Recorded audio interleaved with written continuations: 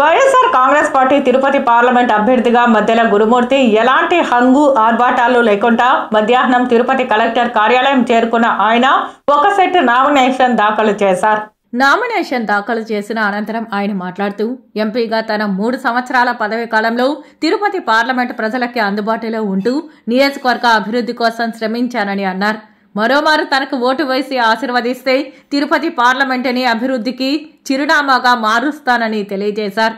దేశంలో ఎక్కడా లేని విధంగా రాష్ట్రంలో ముఖ్యమంత్రి వైఎస్ జగన్మోహన్ రెడ్డి నాయకత్వంలోని ప్రభుత్వం సంక్షేమ పాలన కొనసాగించిందని అన్నారు. గాంధీజీ కలల కన్నా గ్రామ స్వరాజ్యం లక్ష్యంగా సచివాలయ వాలంటీర్ వ్యవస్థ ఏర్పాటు చేసి ప్రజల ముంగిట అన్ని సేవలు అందేలా చేశారని కొనియాడారు. పెత్తందారులకు కొమ్ము కాసే ప్రతిపక్షాలు సంక్షేమ పథకాలపై కుట్రలు పన్నుతున్నాయని, వారి మాయలో పడితే నిరుపేదలు అందుకుంటున్న విద్య, వైద్యంతో పాటుగా మొదలైన సేవలు అందవన్నారు. నిరుపేద విద్యార్థుల భవిష్యత్ అగమ్య గోచరంగా మారుతుందని అన్నారు.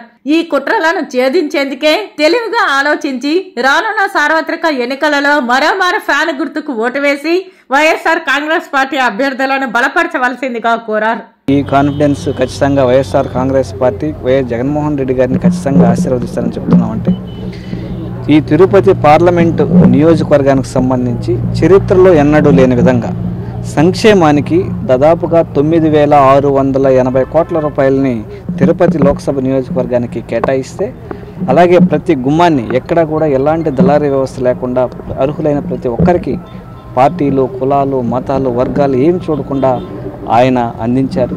అలాగే అభివృద్ధి పరంగా దాదాపుగా 2019కి పైన అంటే 20 సంవత్సరాల పాటు తిరుపతి లోక్సభ నియోజకవర్గానికి 34,000 కోట్ల రూపాయల ఇన్వెస్ట్మెంట్స్ ఇండస్ట్రీస్కి సంబంధించి వస్తే 2019 నుంచి 2024 వరకు గౌరవ ముఖ్యమంత్రి వర్యులు శ్రీ వైఎస్ జగన్మోహన్ రెడ్డి గారు ముఖ్యమంత్రి అయిన తర్వాత తిరుపతి లోక్సభ నియోజకవర్గానికి సంబంధించి 28,000 కోట్ల రూపాయల